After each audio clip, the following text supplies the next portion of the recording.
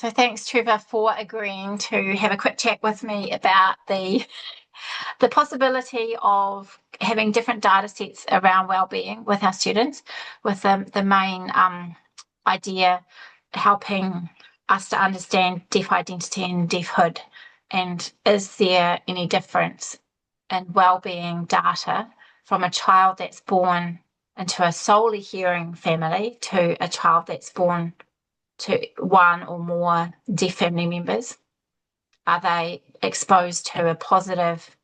My idea would be that if you're born to hear deaf family members, you would have a more positive outlook of being deaf, and you also have access to deaf culture, and your deaf identity is formed more strongly.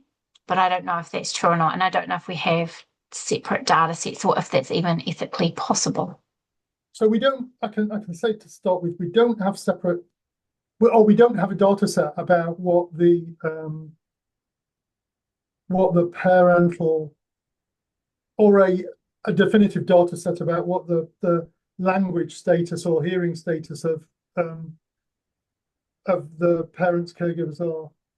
I mean, it might be something in future that we consider.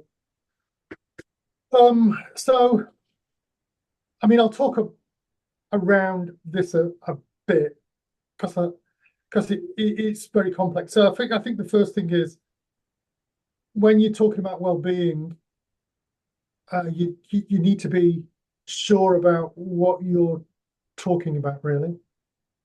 Well, I suppose I'm really talking about deafhood, deaf identity. Okay, so my understanding, look, and I can't pull the references off the top of my head, but I've got a bunch of reading that I could point you to probably. My understanding is that, and this goes for identities other than deafness, so it might be to do with ethnic identities as well, that poorer well-being outcomes are associated with lack of identity, Yeah, rather than which identity you have. gotcha. So, for example, with deaf identity, you could have a deaf identity. You could be deaf or hard of hearing and have a hearing identity. You can have identities that are capable of switching between both depending upon context. But my understanding is that for those students who have a poorly developed identity, that they're the ones who are at greater risk of poorer well-being outcomes.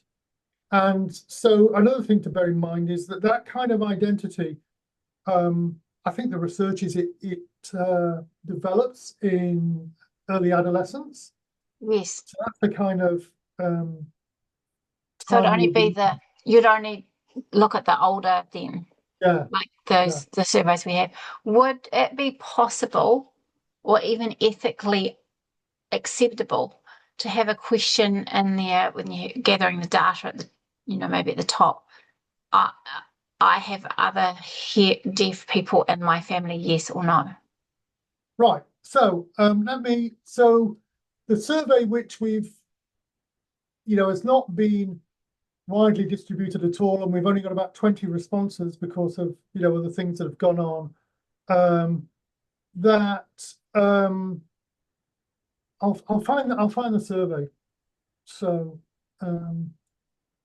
because we can go over the domains, if you like, and the sorts of questions that are in those domains, because it's not the same as family members necessarily. That's the key bit. Where are we?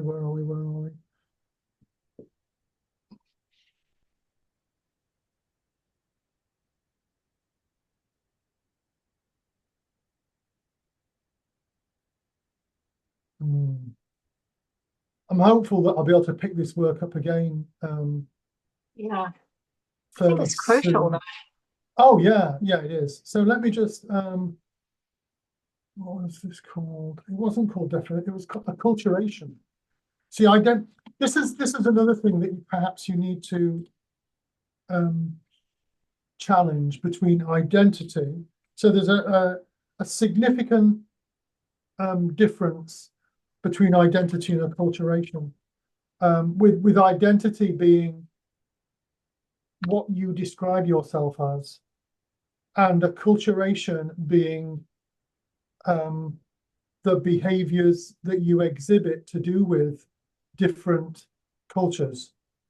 And the reason why that's important is because identity is less strongly linked to your cultural behaviors than you think it would be.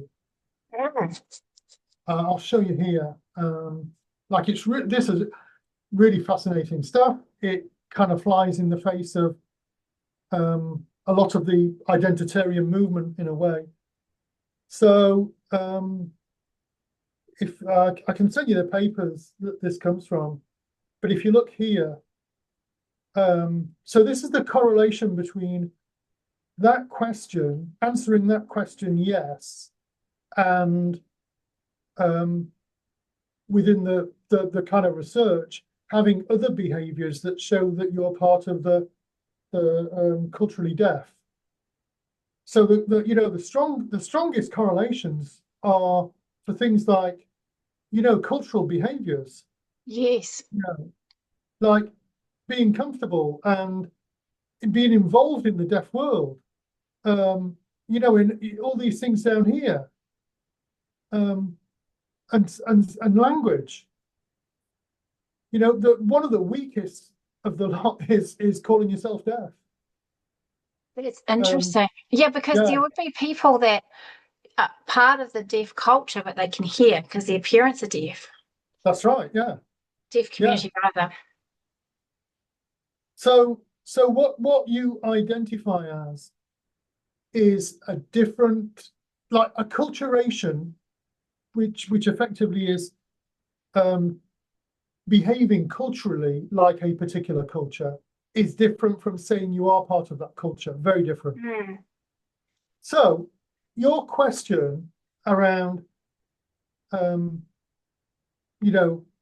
parents and things like that, look, it's not covered here, but I guess the question you might ask is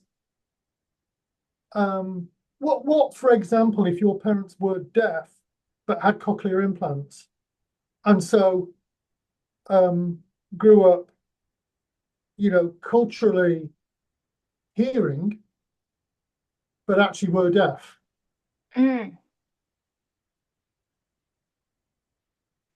Well, and then maybe you were born deaf, but the cochlear implants wouldn't work for you. So your parents are deaf, but culturally they're hearing, and you're deaf,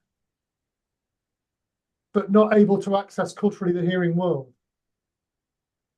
Yeah, I suppose that would be complicated, but that would be almost outside the norm, though, wouldn't it? Like it would be an outlier.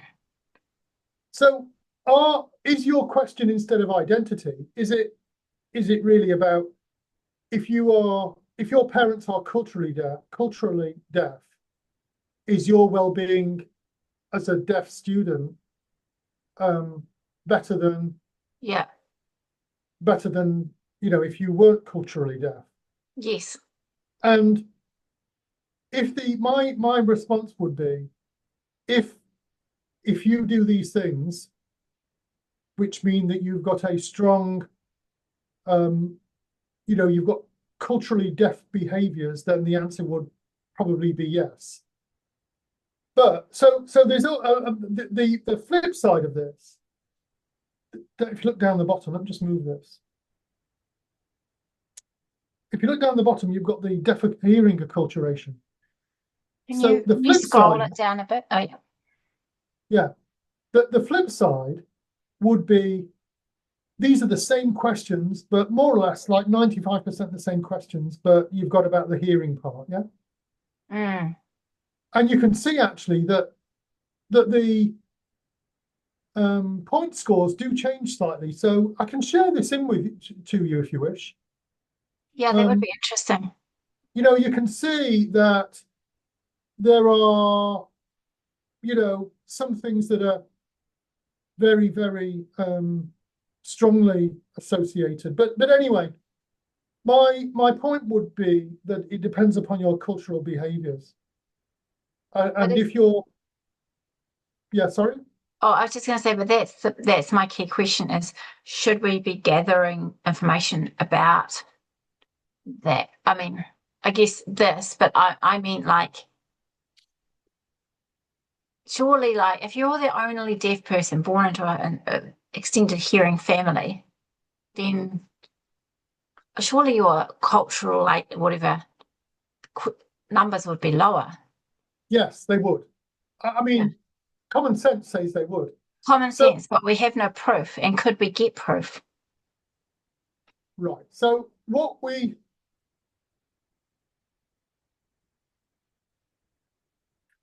I mean, I don't know. And there are ethics behind it. Yeah, it sort of makes you feel icky, doesn't it? Like I don't So, know if that's the so, right thing. so the ethics, um, the ethics would be, at a, um, the ethics would be because we would be gathering data about parents that would be used. I mean, now potentially for research, but potentially it could be because we know what support to give parents as well. Who the person is needing Yes, support. you would think that if you are deaf born into a hearing family, you are almost in some ways raise a red flag for potential, um, you know, not a strong identity, not Yeah. as strong in your culture, and therefore would lead to lower well-being. So it would be almost like a red flag for us as RTDs or And teachers. and one of the that's right. And certainly one of the purposes of this survey, which hopefully will be going out this year now, was to identify those students um, who have no acculturation around either hearing or deaf, because then that means that their well-being status is likely to be, potentially compromised. And it also means this is like a good um, tool for identifying the sorts of things to improve with regards to deaf culturation. Yeah. I mean, it's a fascinating area because it's like, what's interesting about all of this is that most of them are about preferences or behaviors. Very little is about how you think of yourself. Very little. And most of the stuff when you go about how you think of yourself is not related to where your cultural behavior is. Yeah. Does this go some of the way to helping you? Yes, it does. But I just maybe if you think about it and consider adding that question, you don't have to do it, but at least have a think. And I might see if there's some other research about that. And then even the consideration is helpful. So one of the things that it's kind of linked to this, but it's tangentially linked, and it's one of those things that are kind of like a interesting, and you could draw some conclusions to it. One of the things that I would like to do is get better data on the age that language was first available to a student, Yeah, and also the quality of the language afterwards. yeah, So, that'd be good. from my research is that those two bits are the key bits of information in terms of language development.